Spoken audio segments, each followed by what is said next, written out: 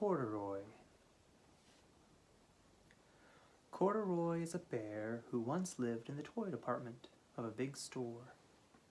Day after day, he waited with all the other animals and dolls for somebody to come along and take him home.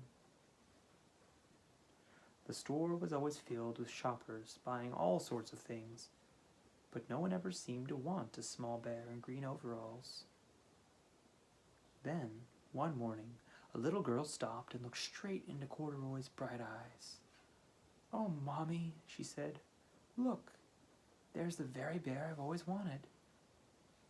"Not today, dear," her mother sighed. "I've spent too much already. Besides, he doesn't look new. He's lost the button on one of his shoulder straps." Corduroy watched them sadly as they walked away. "I didn't know I'd lost a button," he said to himself. "Tonight I'll go and see if I can find it." Late that evening, when all the shoppers had gone and the doors were shut and locked, Corduroy climbed carefully down from his shelf and began searching everywhere on the floor for his lost button. Suddenly, he felt the floor moving under him. Quite by accident, he had stepped onto an escalator, and up he went. Could this be a mountain? He wondered. I think I've always wanted to climb a mountain. He stepped off the escalator as it reached the next floor, and there before his eyes was the most amazing sight. Tables and chairs and lamps and sofas and rows of beds. "This must be a palace," Corduroy gasped. "I guess I've always wanted to live in a palace." He wandered around, admiring the furniture. "This must be a bed," he said. "I've always wanted to sleep in a bed." Then he crawled onto a large, thick mattress. All at once, he saw something small and round. "Why, here's my button," he cried, and he tried to pick it up. But, like all the other buttons on the mattress, it was tied down tight. He yanked and pulled with both paws until pop! Off came the button, and off the mattress Corduroy toppled. Bang! Onto a tall floor lamp. Over it fell with a crash.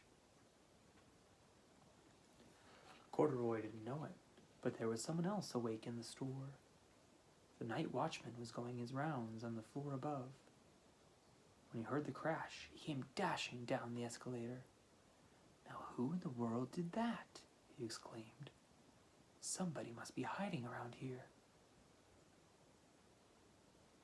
He flashed his light under and over sofas and beds until he came to the biggest bed of all, and there he saw 2 fuzzy brown ears sticking up from under the covers.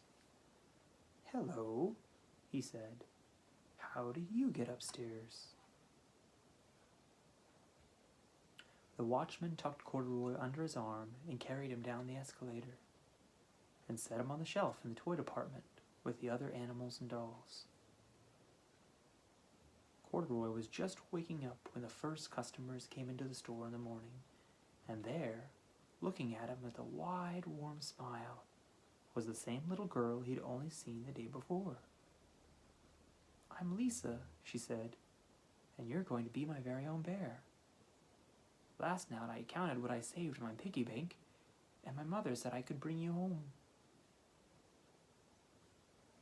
"Shall I put him in a box for you?" the saleslady asked. "Oh, no, thank you," Lisa answered, and she carried Corduroy home in her arms. She ran all the way up 4 flights of stairs into her family's apartment and straight to her own room.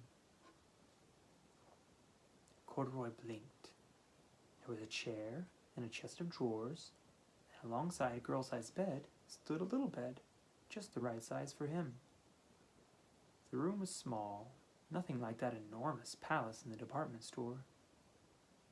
"This must be home," he said. "I know I've always wanted a home." Lisa sat down with Corduroy on her lap and began to sew a button on his overalls. I like the way you are, she said, but you'll be more comfortable with your shoulder strap fastened. You must be a friend, said Corduroy. I've always wanted a friend. Me too, said Lisa, and she gave him a big hug.